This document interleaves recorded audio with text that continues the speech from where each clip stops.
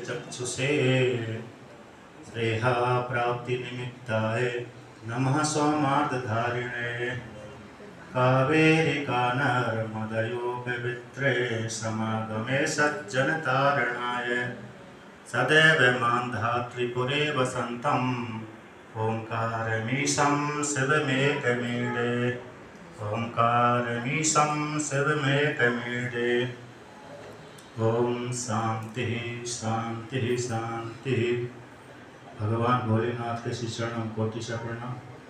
पूज्य के भी पूज्य, जो मेरे लिए पूज्य के पूज्य, ऐसे स्वामी जी महाराज जी के श्री चरणों में कोटि से प्रणाम। मंच पर स्थित विद्वत गण और माता बहन, इन सभी को हार्दिक अभिनंदन। एक श्रुति वाक्य आता है, ब्रह्म वेद ब्रह्मैव भक्ति। ब्रह्म को जानने वाला ब्रह्म को ही प्राप्त होता है। ये महाराज जी के, जो मेरे पूज्य के भी पूज्य हैं, ये महाराज जी के विषय में घटता है। एक आगम का वाक्य आता है, परिपक्व मलाएतान उत्सादन हेतु शक्ति पादन योजयति परे तत्वे सा दीक्षाया आचार्य गुरु मुक्तिस्था। कहते हैं परमात्मा ही जिन साधक अथवा साधिकाओं के पहले कसाय काम क्रोध लोभ मोह आदि जो कसाय पक गया, अतः इनको जगत से वैराग्य हो गया है। तो वही परमात्मा ही गुरु रूप की मूर्ति में स्थित होकर के ब्रह्म ज्ञान रूप दीक्षा के द्वारा साधुओं का उद्धार कर देता है। वही जीवात्मा को परमात्मा में जोड़ देता है। अर्थात जीव पहले से ही परमात्मा था, लेकिन उपाधि को लेकर के, संग को लेकर के अपने आप को भूल गया था। अनेन जीवेन आत्मना अनुप्रविश्य नाम रूपे व्याकरवाणी। इस श्रुति के अनुसार परमात्मा ही जीव बना था, तो वही जीव ने अपने लिए यहाँ पर पृथ्वी लोक में आकर के संग कर लिया, इसलिए सुखी दुखी हो गया।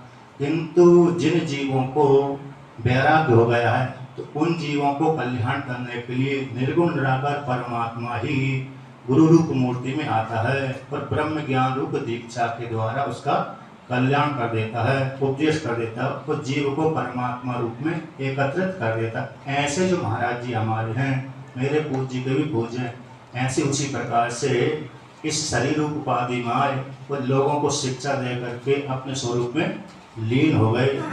महाराज जी हमेशा एक वाक्य बोलते थे, एक श्रुति आती है, परीक्ष लोकान कर्मचितान ब्राह्मणों निर्वेद माया। इस श्रुति का अपने भाषा के द्वारा वर्णन करते थे महाराज जी। सहले वो साधु, पढ़ ले वो ज्ञानी। आदत जो सहन कर ले उसको साधु बोलते हैं, जो जगत को पढ़ ले उसको ज्ञानी कहते हैं। तो महाराज जी हमेशा प्रवचनों में इस प्रकार से उपदेश करते रहते थे। महाराज जी ने ओमकारेश्वर में आश्रम बनाया, काशी में अध्ययन किया, विंध्याचल पर्वत में भी रहे, बाराबंकी में भी आश्रम है महाराज जी का, वहाँ भी महात्मा को पढ़ाते थे, काशी में भी पढ़ाते थे, विंध्याचल में भी पढ़ाते थे, और ओमकारेश्वर में तो बहुत बड़ा आश्रम है, वहाँ पर 50, 60, 70, 80, 90, 100 के आसपास महात्मा बने रहते हैं। तो जो जिज्ञासु महात्मा हैं उनको महाराज जी ज्ञान का उपदेश करते थे, और जो साधक महात्मा आते थे उनको साधना का उपदेश करते थे, और जो भारत जीवन वाले अपनी समस्या को लेकर के आते थे तो महाराज जी उनकी समस्या का समाधान करते थे। विशेष रूप से जो दुखी होते थे उनके विषय में उपदेश यही करते थे, सहले वो साधु, पढ़ ले वो ज्ञानी।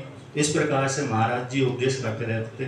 अंत में जाकर के महाराज जी ने कहते साधना सदन में जाते थे, वो साधना सदन में जाकर के ज्ञान सत्र में भाग लेते थे। वहाँ भी महाराज जी ज्ञान सत्र में भाग भी लेते थे और साथ साथ जिज्ञासुओं को उपदेश भी करते थे, प्रवचन भी करते थे, और जो महात्मा आदि उनके साथ रहते थे उनको वेदांत का स्वाध्याय कराते थे। अंतिम में जाकर के महाराज जी ने काशी में जाकर के अपने शरीर रूप जो ध्येय है उसका त्याग कर दिया। काशी मरणात् मुक्ति, ये शास्त्र का वचन है। काशी में मरने वाले को मुक्ति की प्राप्ति होती है, किंतु महाराज जी तो पहले से ब्रह्मवेत्ता थे। चाहे वो ब्रह्मवेत्ता कहते हैं काशी में मरे शरीर त्याग करे अथवा दूसरे स्थान का शरीर का त्याग करे, किंतु पहले से ब्रह्म में लीन रहता है। तो इस प्रकार से महाराज जी अपने साधकों को उपदेश करके जहाँ से आए थे, तो जहाँ से आए थे उसी स्थान पर चले गए। अर्थात आकाशात पतितम तोयम यथा गच्छति सागरम, के आकाश रूप परमात्मा से